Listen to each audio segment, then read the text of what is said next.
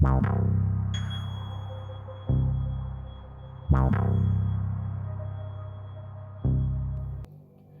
guys, I'm Mrs.Cloey, or as a lot of you know me, GothOnBudget. I am reading Scary Stories to Tell in the Dark, The Thing. Let's get started. Ted Martin and Sam Miller were good friends. They spent a lot of time together. On this particular night, they were sitting on the fence near the post office, talking about one thing and another. There was a field of turnips across the road. Suddenly they saw something crawl out of the field and stand up. It looked like a man. But in the dark it was hard to tell for sure. Then it was gone.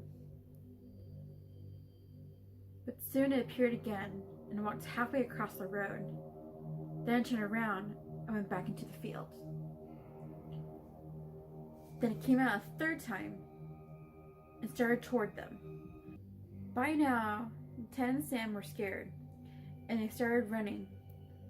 But when they finally stopped, they decided they were being foolish.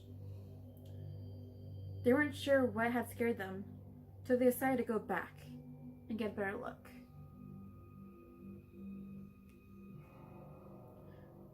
Pretty soon they saw it, for it was coming to meet them. It was wearing black pants, a white shirt, and black suspenders. Sam said, "I'm gonna try and touch it. Then we'll know if it's real." He walked up to it, peered into its face. It had bright, protruding eyes sunk deep into its head. It looked like a skeleton. Ted took one look and screamed, and again he and Sam ran. But this time the skeleton followed them. When they got to Ted's house, they stood in the doorway and watched it. It stayed out in the road for a while, then it disappeared. A year later, Ted got sick and died. Toward the end, Sam sat up with him every night.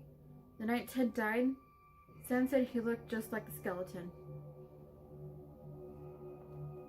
The end.